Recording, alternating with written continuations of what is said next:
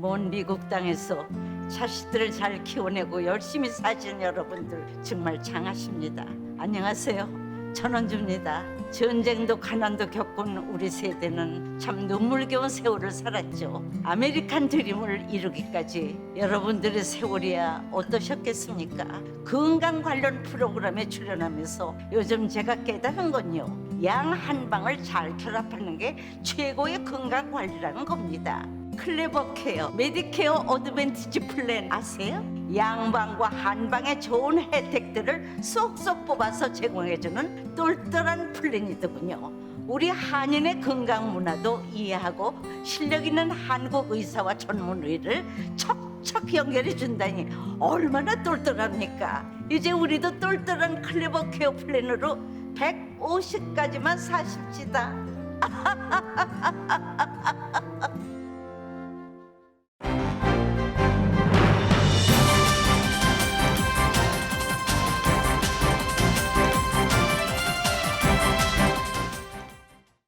봄을 기다리는 설렘으로 행복한 2월 되시기를 라디오 서울이 응원합니다.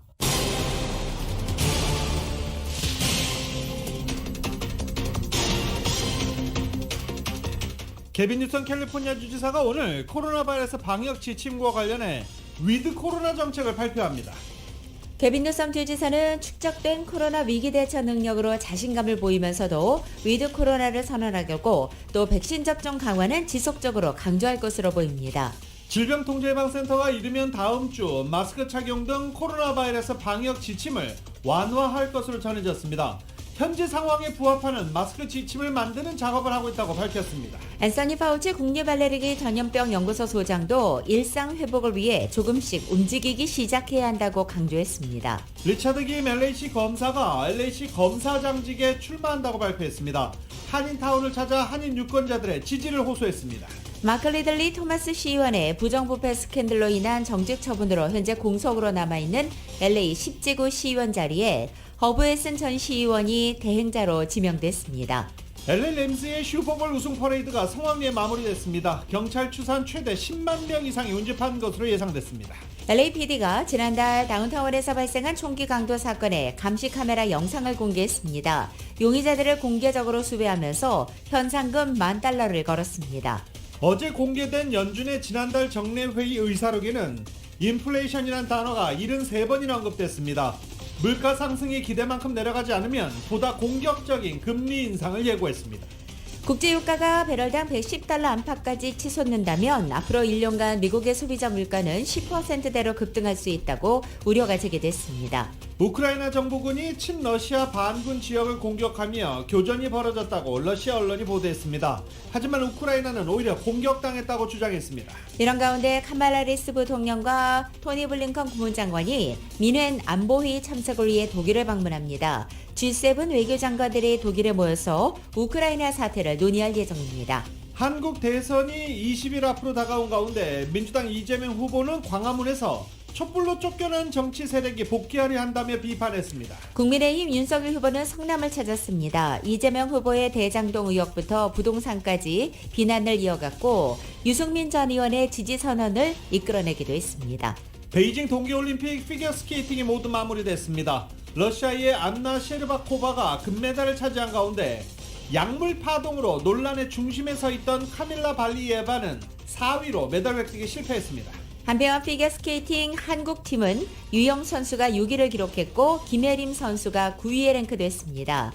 한국의 컬링 대표팀은 스웨덴에게 패해서 4강 진출은 좌절됐습니다.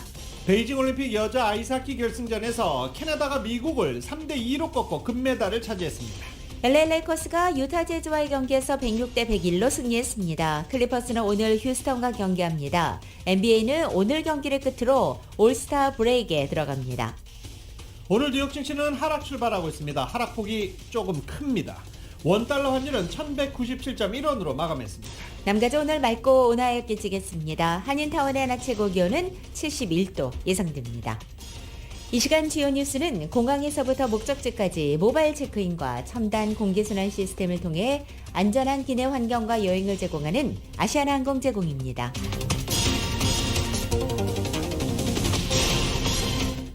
여러분 안녕하십니까? 김윤정입니다. 안녕하십니까, 유지승입니다. 2022년 2월 17일 목요일 라디오 서울 모닝 뉴스 2부입니다. 이제 코로나 바이러스와 함께 살아가야 한다, 이런 방침이 점점 더 확대되는 것 같습니다. 오늘 케빈 뉴섬 주지사가 코로나 바이러스 방역 지침과 관련해 위드 코로나 정책을 발표할 예정입니다. 위기 대처 능력도 어느 정도 쌓여 있고, 그래서 코로나 바이러스 헤쳐나가는데 이제 자신감을 보일 것으로 예상이 됩니다. 백신 접종은 꾸준히 권고할 것으로 보입니다. 코로나 바이러스 상황 잠시 짚어보고 그리고 경제 뉴스로 넘어가겠습니다. 하루 평균 신규 확진자 수가 작년 여름 델타 변이 유행 당시에 정점 밑으로 내려갔습니다. 뉴욕타임즈 자체 집계 결과 미국의 7일간 하루 평균 코로나 바이러스 신규 확진자 수는 14만여 명으로 델타 변이 때 정점이었던 16만 4,418명 아래로 떨어졌습니다. 신규 확진자는 작년 9월 이후 5개월여 만에 가장 낮은 수준입니다. 이런 확진자 수치는 2주 전보다 67% 감소한 것이자 팬데믹 최고 기록이었던 지난달 14일 80만여 명의 수준에서 5분의 1 이하로 줄어든 것입니다. 오미크론 변이 신규 감염자는 늘어날 때 가파르게 증가했지만 증가세 둔화도 급격하게 진행됐습니다. 하루 평균 입원 환자도 한때 16만 명 턱 밑까지 올라가면서 팬데믹의 새 기록을 썼지만 지난 15일에는 거의 절반에 가까운 8만 5천여 명 밑으로 떨어졌습니다. 하루 평균 사망자는 2,328명으로 여전히 많지만 지난 2일 2,670명으로 오미크론 확산을 정점을 찍은 뒤에 현재 하락 곡선을 그리고 있는 중입니다. 이처럼 코로나 바이러스 확산이 빠르게 퇴조하면서 민주당 성향 주정부가 앞장서서 시동을 건 마스크 착용 의무화 해제는 민간 기업으로 확산되고 있는 중입니다. LA 카운티의 코로나 신규 감염과 입원 사례는 안정세를 보이고 있습니다. 하지만 사망자는 여전히 많은 것으로 집계됐습니다. LA 카운티 공공보건국 발표 결과 어제 하루 코로나 신규 감염자는 3,348명, 그리고 신규 입원자 수는 1,835명으로 집계됐습니다. 1일 사망자는 102명으로 전날보다 47명 늘어났습니다. 이에 따라서 LA 카운티 바바라 페레어 공공보건국장은 코로나 주요 수치들이 비교적 안정세는 보이고 있지만 예측 불가능한 변수들은 아직 많이 남아있다며 안심하기는 이르다고 말했습니다. 따라서 LA 카운티 내 실내 마스크 의무화 방침은 당분간 계속될 것으로 보입니다. 미국 내 코로나 바이러스 확진자 수 방금 전해드린 대로 수치가 크게 내려가면서 질병통제예방센터가 이르면 다음 주 마스크 착용 등 방역 지침을 완화할 것으로 전해졌습니다. 앤서니 파우치 국립알레르기 전염병 연구소 소장도 지금 이제 미국은 조금씩 정상화의 길로 나갈 때가 됐다라고 말하기도 했습니다. 이 소식을 YTN이 보도합니다. 미 질병통제예방센터 CDC는 현지 시각 16일 마스크 착용 등 코로나19 방역 지침의 개정을 준비하고 있음을 내비쳤습니다. I know that everyone is anxious to move beyond this pandemic, and some of the ways we have had to change the way we live over the last 2 years. 이 같은 변화는 최근 미국의 코로나19 확진자가 크게 줄고 있는 데 따른 것입니다. 2주 전 45만 명이었던 하루 확진자가 지난 월요일엔 15만 명까지 떨어졌습니다. 입원 환자 수도 한 달 전 최고를 기록했던 것에 비해 45%가 줄었습니다. 여기에 뉴욕주를 비롯해 뉴저지, 캘리포니아 등 비교적 엄격한 방역 수칙을 시행해오던 주 정부들도 최근 잇따라 마스크 의무화 해제 등 방역 규제 완화 조치를 내놓고 있습니다. 앤서니 파우치 소장 또한 중국과 같은 엄격한 방역 조치가 해답일 수 없고 조금씩 정상적인 생활로 되돌아가야 한다며 방역 규제 완화에 힘을 실었습니다. But they just really need to somehow get their life back. You don't want to be reckless and throw everything aside, but you got to start inching towards that. CDC는 과학과 데이터에 기초해 방역 완화를 결정할 것이라며 입원 환자 수 추이가 중요한 변수가 될 것이라고 강조했습니다. 하지만 백악관 또한 다음 달 1일 바이든 대통령의 국정연설 전에 방역 규제 완화가 이루어지기를 희망하고 있어 이르면 다음 주 마스크 착용 해제 등의 조치가 나올 것으로 보입니다. YTN 이동원입니다. 미 노동부가 오늘 아침 지난주 미국의 신규 실업수당 청구 건수가 24만 8천 건으로 집계됐다고 발표했습니다. 전주보다 2만 3천 건이나 증가해서 4주 만에 처음으로 증가한 것입니다. 월스트리트저널을 집계한 전문가 전망치 21만 8천 건을 비교적 큰 폭으로 상회한 결과입니다. 예상을 벗어난 이 깜짝 증가세는 오래 지속되지 않을 가능성이 크다고 전문가들은 현재 분석하고 있습니다. 인력난에 시달리는 미국의 기업들이 해고를 최대한 꺼리고 있는 데다가 연말연시 코로나 오미크론 변이 확산에 주춤하던 경제활동이 점차 되살아나고 있기 때문입니다. 코로나로 실직한 실직자 수가 감소해 고용시장이 코로나 오미크론 변이 충격으로부터 회복할 조짐을 보이고 있다고 월스트리트저널이 보도했습니다. 센서스 자료에 따르면 코로나 바이러스에 걸렸거나 코로나 바이러스 확진자를 돌보기 위해서 일을 그만둔 이들은 777만 명으로 집계됐습니다. 작년 12월 29일부터 1월 11일때에 875만 명보다 거의 100만 명가량이 줄어들었습니다. 학교나 어린이집에 가지 않는 자녀를 양육하려고 일을 그만둔 사람들은 505만 명으로 27만여 명이 감소했습니다. 코로나 바이러스 감염 우려로 일을 하지 않는 사람들도 20만 명이 줄어든 것으로 나타났습니다. 자신이 일시 해고되거나 고용주가 코로나 바이러스로 사업을 잠정 중단 또는 아예 폐업해서 일하지 못한 이들은 125만 명 감소한 것으로 나타났습니다. 월스트리트저널은 여러 점들을 다 고려했을 때 센서스 조사 결과는 노동시장이 오미크론 변이로부터 회복하고 있고 코로나 바이러스와 공존하는 법을 배우고 있는 중이다 라고 설명했습니다. 40년 만에 최고의 물가 상승에 시달리고 있는 미국인들이 당면한 최고 과제로 인플레이션을 꼽았습니다. 퀴니피역 대학이 지난 10일부터 14일까지 성인 1,321명을 대상으로 실시한 조사 결과 미국이 당면한 가장 시급한 문제는 72%가 인플레이션이라고 꼽았습니다. 이어서 이민자 문제와 코로나, 기후변화, 투표법 개정 등의 순을 보였습니다. 경제 상황의 위급성에 대한 인식은 그러나 정치 성향별로 뚜렷이 엇갈렸습니다. 공화당 지지 성향의 응답자는 36%가 가장 시급한 현안으로 인플레이션을 꼽았고 반면 민주당 지지층은 기후변화를 꼽았습니다. 연방준비제도가 조만간 금리 인상을 할 것이다. 거의 기정사실화돼 있지요. 3월에 금리 인상할 것으로 알려지고 있는 상황입니다. 금리 인상과 대차대조표 축소를 포함한 통화 긴축에 나설 것임을 시사하기도 했습니다. 다음 달 3월 코로나 사태 이후 첫 금리 인상을 단행하는데 몇 퍼센트를 금리 인상할 것인가가 이제 주요 관심사로 떠오르고 있습니다. YTN입니다. 미 연준이 현지 시간 16일 지난달 연방공개시장위원회 정례회의 의사록을 공개했습니다. 인플레이션이라는 단어가 73번이나 등장할 정도로 물가 상승에 대한 관심이 컸습니다. 참석자 대부분은 물가 상승률이 기대만큼 내려가지 않는다면 현재 예상보다 더 빠른 속도로 정책적 완화를 제거하는 것이 적절하다고 언급했습니다. 연준이 금리 인상을 서두르는 이유는 인플레이션 우려 때문입니다. 위원들은 최근 물가 상승률 지표가 계속해서 연준 장기 목표치인 2%를 크게 상회하고 높아진 물가 상승률이 예상했던 것보다 더 오래 지속되고 있다고 언급했습니다. 이러한 인플레이션 우려로 올해 금융시장은 하락세를 보이며 불안한 모습을 보이고 있습니다.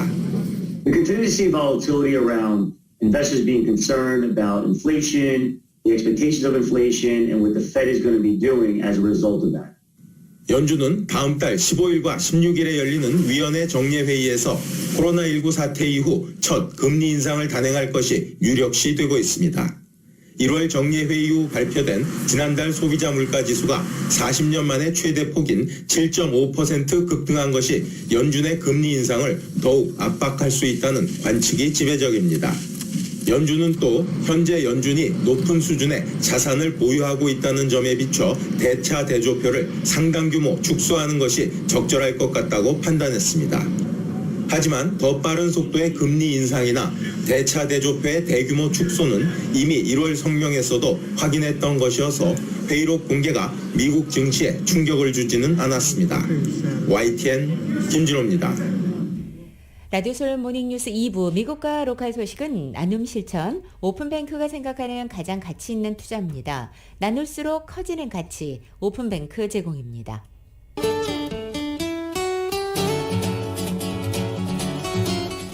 맥도날드에서 소세지나 치킨 맥거리 딜리즈로 여러분의 아침을 열어보세요. 맥도날드 제공으로 2월 17일 목요일 남가주의 날씨입니다. 남가주 하늘 오늘도 쾌청합니다. 오늘 출근길 아침 공기는 어제보다는 다소 누그러들었고 낮 기온도 어제보다 6도 내지 8도가량 높아져서 오늘부터는 평년 기온을 살짝 웃돌게 했습니다. 다만 남가주 대부분 지역에 현재 강풍주의보 발효돼 있죠. 각 지역에 따라 45마일 내외의 바람이 불기 때문에 그만큼 체감 기온은 떨어지겠습니다. 남가주의 맑은 날씨는 이번 주말까지 계속되겠고 금요일인 내일과 모레 토요일까지의 낮 기온은 70도 중반대까지 오를 것으로 보입니다.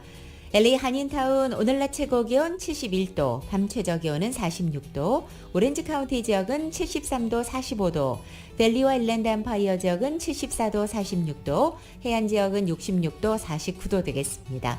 끝으로 한국은 오늘 부분적으로 구름이 들겠습니다. 서울의 오늘 아침 최저 기온 23도, 낮 최고 기온 40도로 예상됩니다. 오늘의 날씨는 맥도날드에서 소세지나 치킨 맥거리 딜리즈로 여러분의 아침을 열어보십시오. 맥도날드 제공입니다. 라디오솔 모닝뉴스 2부 이 시간은 1250만 불 교통사고 최고 보상, 교통사고 전문 천재 변호사 리차드 호프만, 메디케어 시니어를 위한 전문의 허가가 아주 빠른 한인 최고 최대의 서울 메디칼 그룹, 기아는 미래를 기다리지 않습니다. 스스로 만들어갑니다. 기아 자동차, 소중한 고객의 꿈을 위해 고객과 함께하는 US 메트로은행 공동 제공입니다.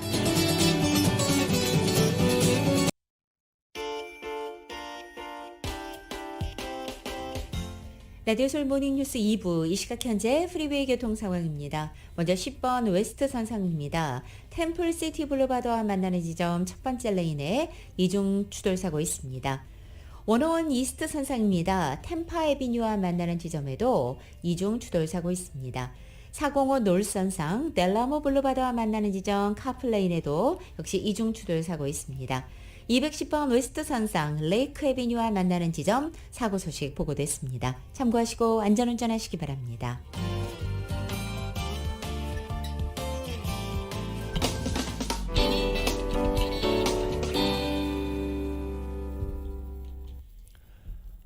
라디오솔 모닝뉴스 함께하고 계십니다. 한인 최초로 LA시 검사장직에 도전하는 리차드 킴 LA시 검사가 한인타운을 찾아 한인 유권자들의 지지를 호소했습니다. 이은 기자가 만나봤습니다. 16일 LA 한인회에서 LA시 검사장 선거 출마 의변을 밝힌 자리를 가진 리처드 김 검사가 선거 공약으로 LA시의 흉악범죄, 아시안 증오범죄와 노숙자 문제를 최우선적으로 해결하겠다고 밝혔습니다. 리처드 김 검사는 LA시 검사장으로 당선되면 폭력범죄를 해결하는 데 앞장설 것이라며 폭력범죄에 대한 단속과 처벌에 주력함으로써 LA 시민들의 삶의 질을 높이겠다고 전했습니다. 범죄 행위를 일선에서 다루는 LA 경찰국, LA 카운티 셰리프국과 같은 치안당국들과 정기적으로 미팅을 가지고 제3범죄 피해를 줄이는 데 앞장서겠다고 밝혔습니다. 프로퍼티 크라임은 우리가 집 안에 있으면서 아니면 집을 떠날 때 도둑 맞을까 떨면 안 되잖아요. 그리고서 차를 파킹해 놓고선 차를 잠그고 갔는데도 이 차가 누가 부시고 들어올 수 있는가 그런 불안감에 떨고 있는데 그런 삶을 우리가 왜 그 삶을 살아야 되는지 그거는 말이 안 되는 거예요. 그런 것들을 우리는 꼭 이 우선으로 생각하고선 프로시큐션을 할 겁니다. 아시안 증오범죄에 대응하기 위해서는 한인을 비롯한 아시안 커뮤니티 출신의 검사들을 늘리는 것이 중요하다며 검사장이 되면 아시안 커뮤니티 출신의 검사를 더 많이 등용하겠다고 밝혔습니다. 아시아계 검사로 이제 더 하이를 하고 더 LA시가 더 이 LA시 검찰청이 LA시 같이 이제 모양이 비슷해지면은 더 그 문화와 그 모든 그 더 센시티브해지니까 아마 우리가 이것은 헤이크라임이다 아니다. LA시의 시급한 당면 현안인 노숙자 문제와 관련해서는 오래전부터 노숙자 해결을 위한 노력이 이어졌지만 아직까지도 제대로 성과를 보이지 못하고 있다고 지적했습니다. 어떤 한 디파트먼트에서 시장이건 시티 카운슬이건 시검찰청이건 경찰들이건 헬스 디파트먼트 한 부에서 어떤 디파트먼트에서 이거 해결을 못해요. 다 같이 같은 페이지에서 같이 미팅을 하고선 같이 해결을 하고 작전을 짜야 되는데 모두 다 우리는 이렇게 한다, 우리는 이렇게 한다, 우리는 이렇게 한다 주장을 해버리고선 나는 할 만큼 다 했고 책임이 없다 그런 식으로 나가는 것 같아요 지금. 리처드 긴 검사는 10살 때 가족들과 이민하 UCLA와 사우스웨스턴 법학 대학원을 졸업했고 2000년부터 LA시 검찰청에서 근무했습니다. 2006년 한미민주당 협회 회장, 2012년 윌셔센터 코리아타운 주민회의 의장 등으로 선출돼 커뮤니티를 위한 다양한 봉사활동도 펼쳤습니다. LA시 검사장 선거에는 김 검사를 비롯해 7명의 후보들이 도전하는데 LA시 검사장 선거는 6월 7일 프라이머리를 앞두고 있으며 본선은 11월 8일에 진행됩니다. 라디오 서울 뉴스 이은입니다. 이곳 LA 한인타운을 관할하는 LA 제10지구 시의원으로 허브 웨슨 전 시의장이 공식 지명됐습니다. 지명안은 오는 22일 LA 시의회 전체 회의에서 표결을 통해 결정되고 과반수 찬성이면 통과되기 때문에 확정 가능성이 높아 보입니다.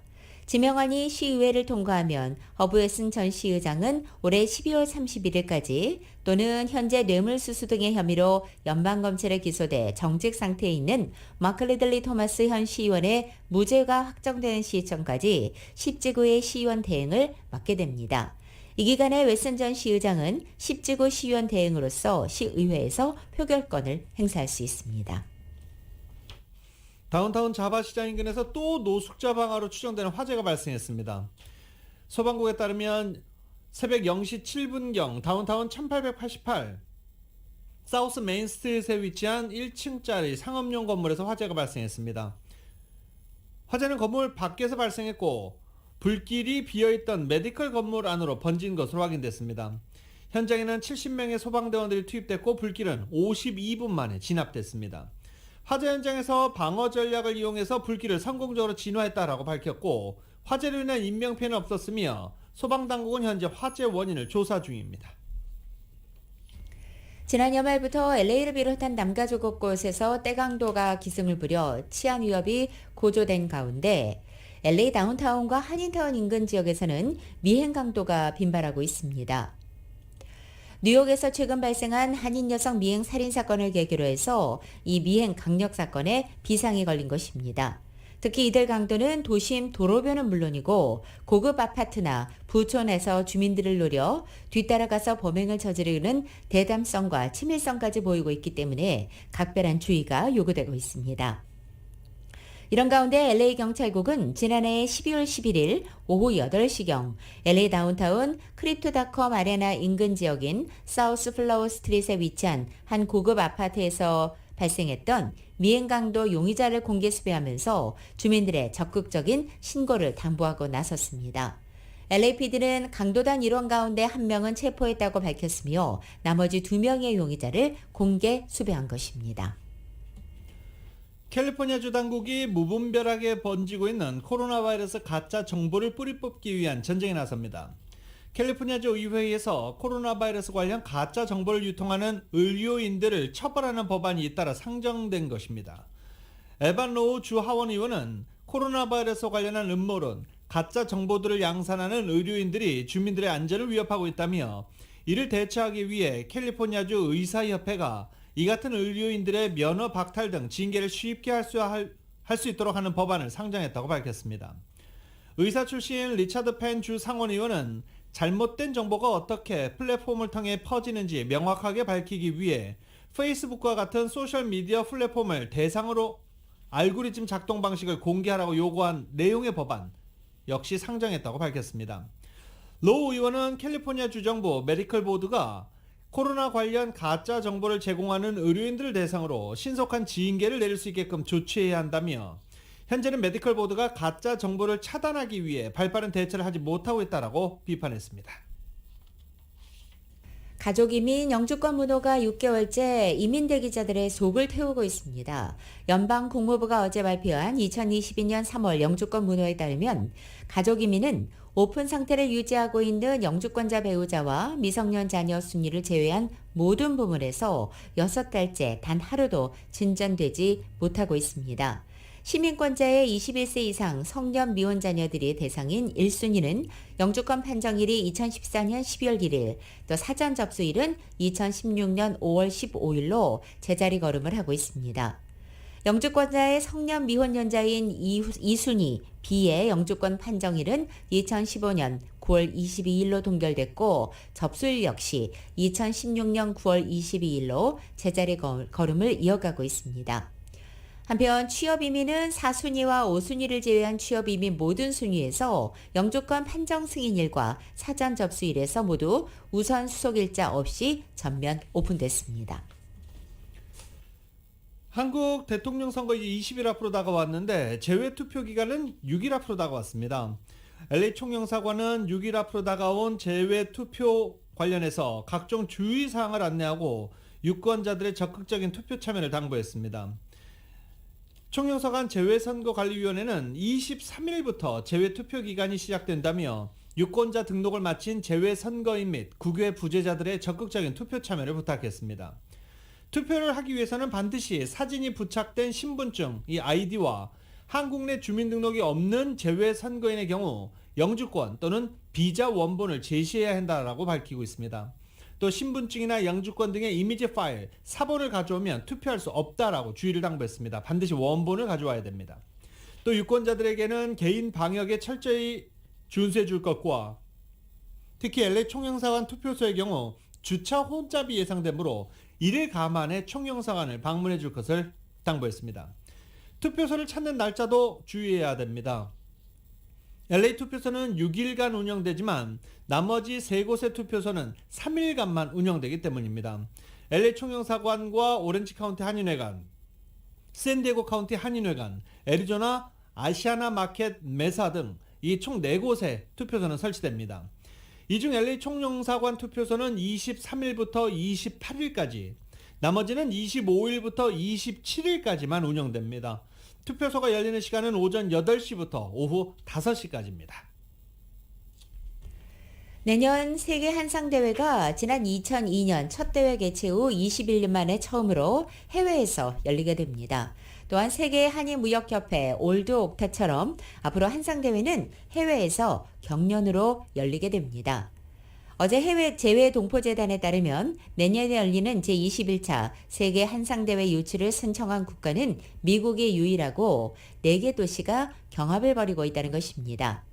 한편 내년 제21차 세계 한상대회는 10월 9일부터 12일로 예정되어 있는 가운데 현재 오렌지 카운티를 비롯해 뉴욕, 아틀란타, 댈러스까지 모두 4곳의 한인상공회의소와 한인회가 이 개최를 희망해서 유치 작업에 나서 있습니다. 마크 리퍼트 주한 미국 대사, 전 주한 미국 대사가 다음 달부터 삼성전자 북미법인 부사장으로 일한다고 삼성이 밝혔습니다. 삼성전자는 보도자료를 내고 리퍼트 전 대사가 북미 지역 대외 업무를 총괄하는 북미 대외 협력팀장으로 합류한다며 이같이 발표했습니다. 리퍼트 전 대사는 미국 정부와 의회, 업계 등을 상대로 대관 업무를 하게 됩니다. 삼성은 리퍼트 전 대사가 입법, 규제 동향과 정책을 기업 및 비즈니스 전략에 결합할 것이다 라고 말하기도 했습니다. 오바마 행정부 때인 2014년부터 17년 1월까지 주한 미 대사를 지냈던 리퍼트는 미국 보잉 부사장, 유튜브 아시아 태평양 지역 정책 총괄 등으로 일해왔고 이제는 삼성전자 북미법인 부사장이 됐습니다. 대한항공 미 서부 지점장으로 새로 부임한 서정우 부장이 어제 저희 라디오 서울을 방문했습니다. 앞으로의 포부를 정윤호 기자가 들어봤습니다.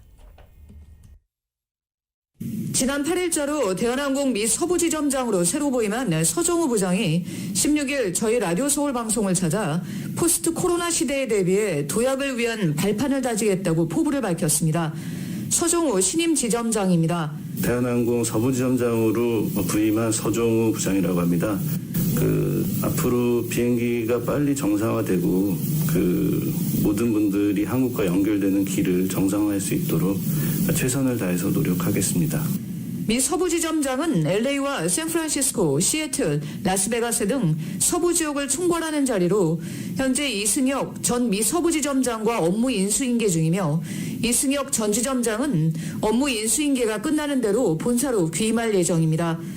서정우 신임 지점장은 최근 한국에서 오미크론 확산세가 두드러지고 있지만 미주에서처럼 조만간 오미크론 확산세가 수그러들 것으로 예상되고 코로나 팬데믹의 정점을 찍으면서 전 세계적으로 여행객들에 대한 입국 규제가 완화될 것으로 기대되기 때문에 추이를 면밀히 지켜보면서 늘어나는 항공 수요에 대비하겠다고 밝혔습니다. 미국 쪽은 거의 코비드 끝나가는 시점에 접어든 것 같고요. 말씀하신 대로 한국이 아직은 그 증가 추세에 있다 보니까 아무래도 저희가 한국에서 스케줄 운영하는 거는 조금 제약을 많이 받을 것 같고요.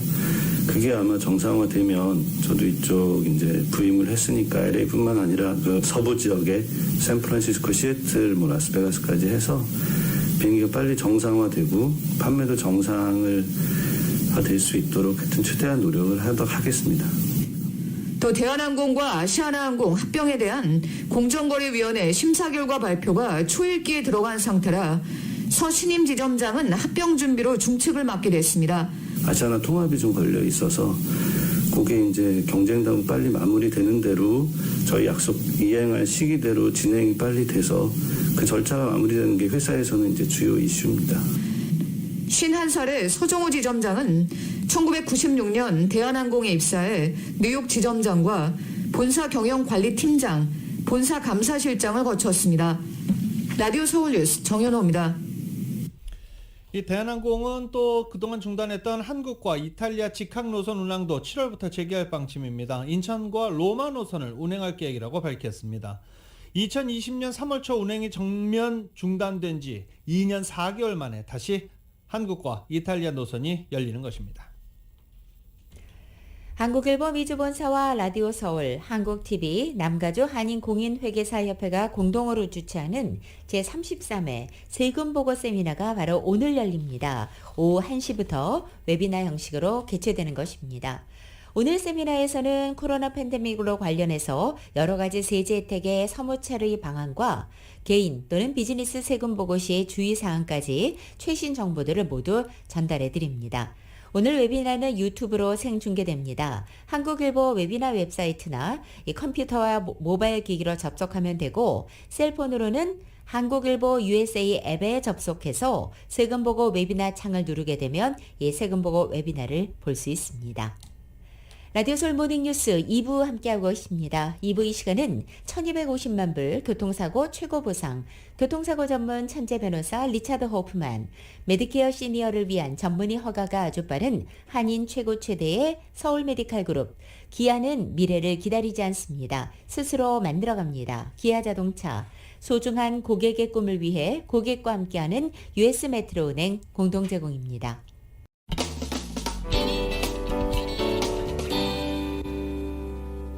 라디오 서울 모닝뉴스 함께하고 계십니다.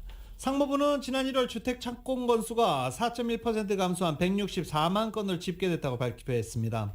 오미크론 확산으로 숙련된 노동자가 부족해지고 건축자재 가격이 급등한 것이 착공 감소로 이어졌다고 블룸버그 통신은 분석했습니다. 향후 주택시장 흐름을 가늠할 수 있는 신규 주택 허가 건수는 190만 건으로 전월보다 1%가 증가했습니다. 국제유가가 배럴당 $100에 육박하고 있는 가운데 국제에너지기구 IEA가 산유국에 증산을 촉구했습니다. 하지만 사우디아라비아가 이끌고 있는 석유 수출국 기구 오펙은 단기간에 유가를 잡기 쉽지 않은 상황이라고 주장하고 있습니다. 파티 비놀 IEA 사무총장은 어제 사우디가 주최한 국제에너지 포럼에서 산유 국가들이 원유 생산 목표를 채우지 못하고 있다고 지적했습니다. 오펙 플러스의 증산 목표와 실제로 생산하는 석유량의 격차가 상당하다면서 유가의 변동성을 줄이기 위해서는 이 격차를 줄여야 하고 시장에 더 많은 물량이 나와야 한다고 강조했습니다. 블룸버그 통신은 투자 부족으로 상당수의 산유국은 증산에 어려움을 겪고 있다고 전하기도 했습니다. 이달 오펙이 발표한 보고서에 따르면 13개 회원국 가운데 이라크, 리비아, 베네수엘라 등 7개국의 1월 원유 생산량은 전월보다 감소했고 가장 많은 원유 생산 능력을 갖추고 있는 사우디와 아랍에미리트는 증산에 부정적인 입장을 보이고 있습니다. 우크라이나 정부군이 친러시아 반군 지역을 공격하면서 교전이 벌어졌다고 러시아 언론이 보도했습니다. 그러자 반대로 우크라이나는 우리가 공격당한 것이다 라고 주장하고 있습니다. 러시아는 병력 철수를 주장하면서 잇따라 증거자를 대고 있지만 서방과 나토 믿지 않고 있습니다. YTN입니다. 우크라이나 정부군이 친러시아 반군이 통제하는 우크라이나 동부 루간스크주에 공격을 감행했다고 러시아 리아노보스티 통신이 보도했습니다. 현지 시각 17일 새벽 4시 30분 박격포 등으로 4차례에 걸쳐 공격했다고 밝혔습니다. 우크라이나 정부군은 공격 사실을 즉각 부인했습니다. 오히려 친러 반군이 루간스크 마을을 포격해 유치원 건물 등이 피해를 입었다고 로이터 통신이 보도했습니다. 일각에서는 러시아가 우크라이나를 공격할 명분을 만들기 위해 자작극을 벌였을 수 있다는 의혹이 제기됐습니다. 우크라이나 정부군의 공격에 대해 러시아 관영 매체들은 보도했지만 대표 매체인 타스 통신은 아직 보도하지 않았습니다. 러시아는 증거 자료까지 잇따라 내놓으며 우크라이나 접경 지역에서 군 병력을 철수하고 있다는 입장입니다. 하지만 서방은 러시아에 대해 의심의 눈초리를 거두지 않고 있습니다. 북대서양조약기구 나토는 지금까지 러시아의 병력 철수나 긴장 완화의 신호는 보이지 않는다고 꼬집었습니다. 미국은 오히려 우크라이나 국경 근처에 러시아 병력이 7,000명 늘었다고 밝혔습니다. We just learned that Russia's added as many as 7,000 troops near the border in just recent days, and that goes contrary to the claims by Vladimir Putin that troops would be pulled back from the region. 이번 정도의 공격은 교전 지역인 돈바스에서 일상적인 수준이라는 시각도 있습니다. 그러나 군사적 긴장감이 극에 달한 가운데 작은 마찰도 큰 문제가 될 수 있는 상황이어서 팽팽한 긴장감은 계속되고 있습니다. YTN 김선입니다. 미국이 러시아의 침공 가능성이 최고조로 치닫고 있는 우크라이나 국경지대 상황을 예의주시하면서도 외교적인 돌파구 마련 가능성도 완전히 닫아놓지 않았습니다. 카말라 해리스 부통령을 비롯해 토니 블링컨 국무장관과 로이드 오스틴 국방장관이 잇따라 유럽을 찾아서 북대서양조약기구 나토 동맹국들과 함께 사태 해법을 논의하고 대호 정비에 나서게 됩니다. 미 국무부는 러시아의 우크라이나 예상 침공일로 지목된 16일 보도자료를 통해서 블링컨 장관이 17일부터 20일까지 민회 안보회의 참석을 위해 독일을 방문해서 유럽 동맹들과 우크라이나 긴장 완화를 비롯한 러시아의 침공 시 제재 방안을 논의한다고 발표한 것입니다. 블링컨 장관은 19일로 예정된 G7 외무장관 회의에도 참석하게 됩니다. 그리고 민회 안보회의는 카말라 해리스 부통령도 참석할 예정입니다. 로이드 오스틴 국방장관은 바로 전날인 어제부터 나토 본부가 있는 벨기에 브뤼셀을 방문해 나토 지도자들과 대책을 수기하고 있습니다.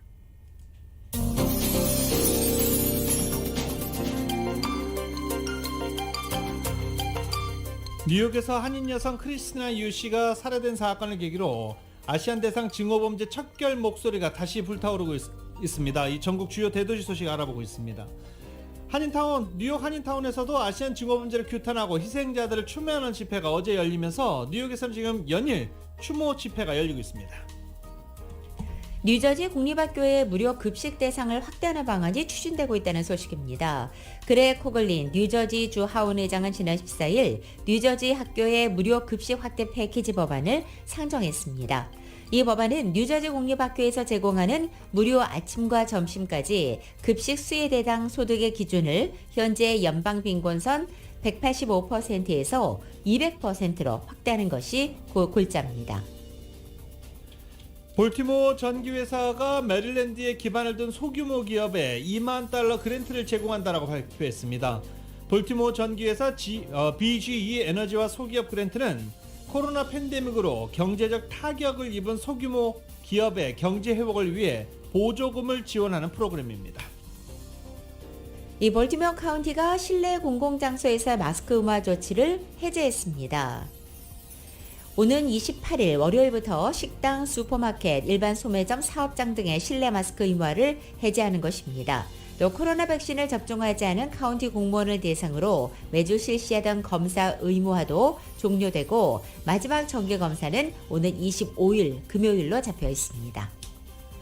텍사스주가 대중교통 이용객들의 마스크 착용을 의무화한 연방정부를 고소했습니다. 팩스턴 텍사스주 법무장관과 텍사스가 지역구인 베스밴드인 하원 의원은 연방정부의 마스크 착용 의무화 조치가 여행자들의 자유를 제한하고 있다며 소송을 제기했습니다. 워싱턴주 킹카운티가 현재 카운티 전역에 시행하고 있는 코로나 백신 접종 증명서의 제시 의무화 조치를 3월 1일부터 완전 해제하기로 했습니다. 따라서 앞으로 주민들은 식당이나 피트니스 같은 실내 사업장에 입장할 때 백신 접종 증명서를 보여주지 않아도 됩니다. 이상 전국 주요 대도시 소식 알아봤습니다.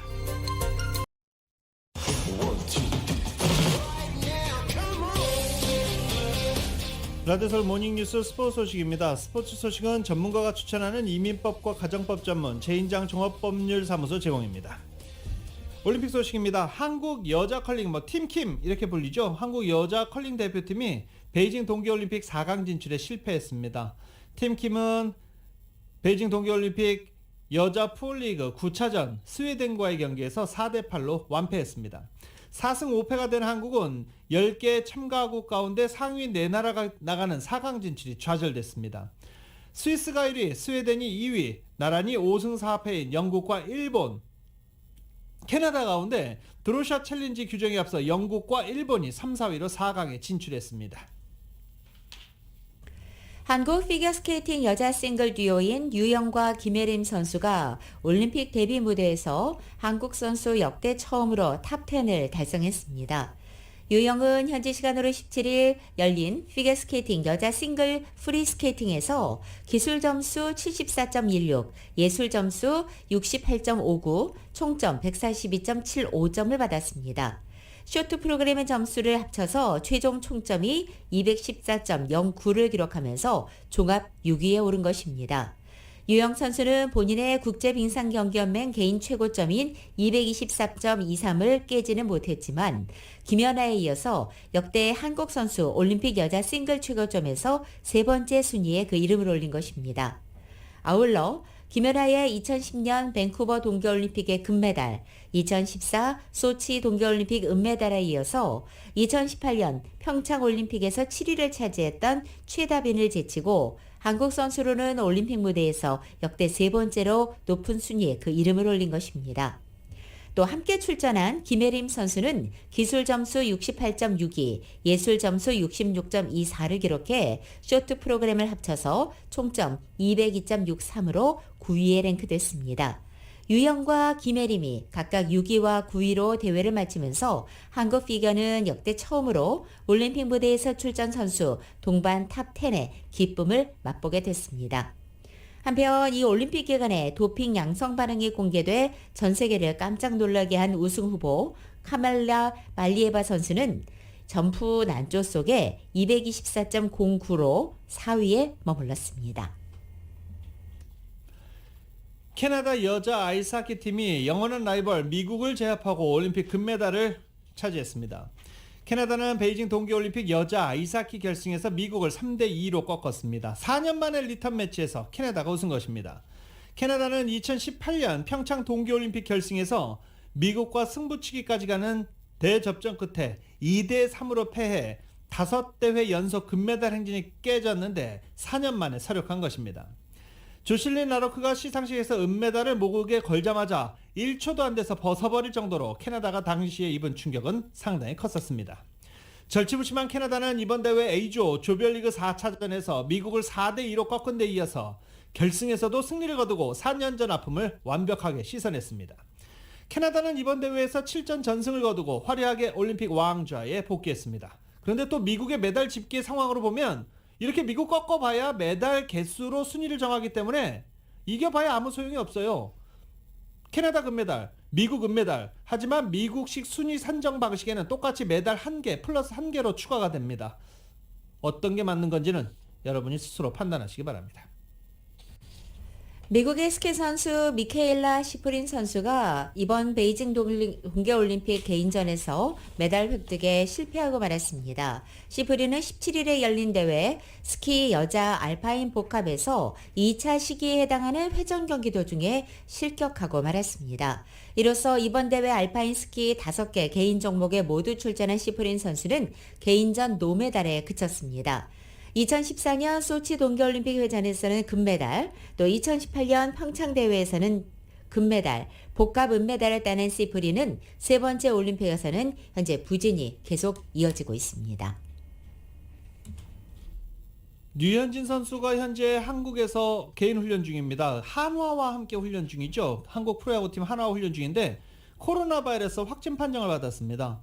남은 훈련을 앞두고 자가 진단 키트 검사 반응에서 양성 반응이 나와서 훈련을 중단하고 유전자 증폭 검사를 했고 PCR 검사에서도 양성 판정이 나와 격리 조치 들어갔다라고 밝혔습니다. 메이저리그 현재 직장 폐쇄 중입니다. 이런 가운데 노사가 내일 다시 협상 테이블에 앉을 것으로 예상이 되고 있습니다. 선수 노조에 제한이 있을 것으로 예상이 되고 내일 2월 18일은 메이저리그 사무국이 2022년 스프링 캠프 시작일로 정했던 날이기도 합니다. 하지만 메이저리그 구단은 선수 노조와 단체 협약을 개정하지 못했고 직장 폐쇄를 택해서 현재 훈련시설 텅 비어 있는데 내일 과연 어떤 결과를 만나게 될지, 개막식까지 연기되는 사태가 벌어질지 많은 야구인들의 눈과 귀가 내일 쏠려 있습니다.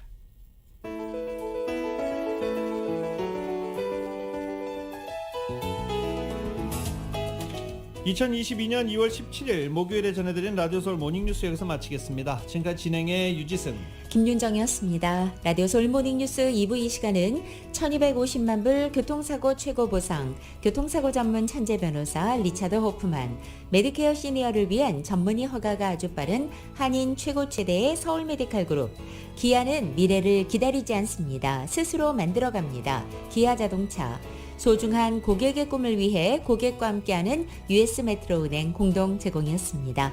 잠시 후 9시에는 강혜신의 오늘의 미국이 방송됩니다. 함께해 주신 여러분 고맙습니다.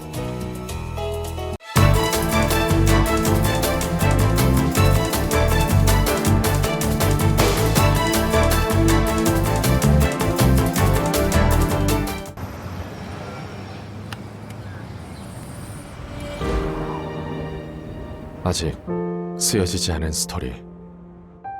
그 스토리를 완성하기 위해서는 새로운 아이디어를 찾아 움직여야 합니다. 우리의 움직임, 그것은 차세대 전동화 차량을 만드는 것입니다. 당신의 새로운 영감을 찾아서